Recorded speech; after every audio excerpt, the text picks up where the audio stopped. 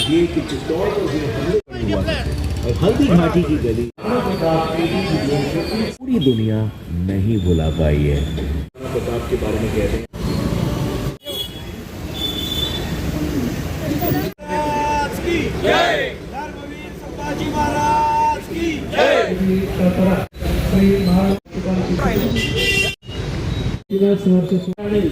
महाराणा प्रताप जयंती साजरी करण्यासाठी आपण या ठिकाणी सर्वजण या ठिकाणी मी महाराणा प्रताप यांना प्रणाम करतो। छत्रपती शिवाजी महाराज, महाराणा प्रताप, धर्मवीर संभाजी महाराज यासारखे महान देशभक्त महान क्रांतिकारी लोक होऊन गेले।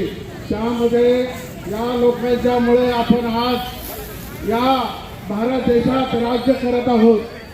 खरोखर महाराणा प्रताप सारखे जे शूरवीर आपल्या देशाला लाभलेले आहेत, त्यामुळे आपण आज हे स्वातंत्र्य आज हल्दी घाटीमध्ये ज्यावेळेला युद्ध झालं त्यावेळी फक्त आपले 20,000 सैनिक होते आणि मुघलांचे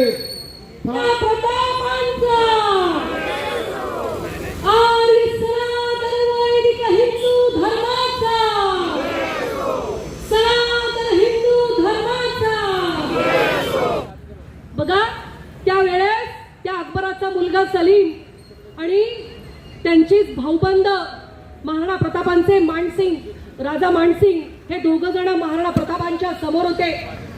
महाराणा प्रतापांचा घणघोर युद्ध झालं।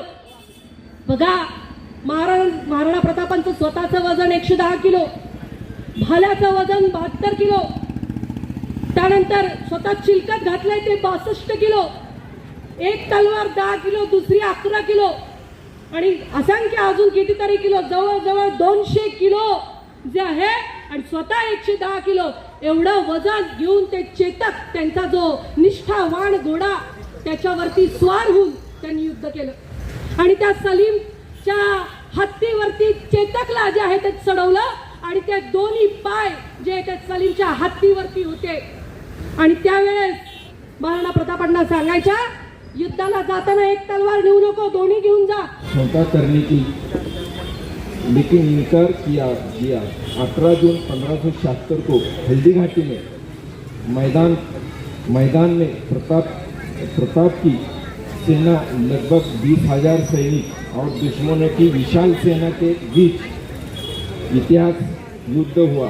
इस युद्ध में कोई स्पष्ट हार जीत नहीं हुई, लेकिन महाराणा प्रताप की अधम वीरता और उनके प्रिय घोड़े चेतक के बलिदान ने इतिहास एक अमर गाथा लिख दी। इतिहासकार कर्नल जेम्स बॉन्ड ने दिवेर के 1582 में हुए युद्ध की तुलना मैराथन के युद्ध में से की है। इस युद्ध में महाराणा प्रताप की सेना दुश्मनों को खदेड़ दिया और एक शानदार जीत हासिल की। इसके बाद दुश्मनों को मेवाड़ पर आक्रमण करने का साहस टूट गया। महाराणा प्रताप ने अपनी राजधानी चावड़ा बनाई और कला साहित्य को बढ़ा दिया। 19 जनवरी 1597 को शिकार के दौरान लगी चोट के कारण 56 वर्ष के आयु में भी चावड़ा में उनका निधन हुआ गया। जय हिंद, जय महाराज।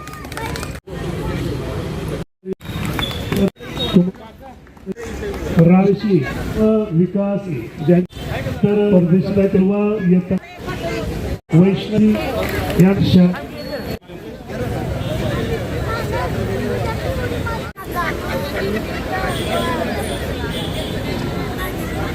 जोशी साहेब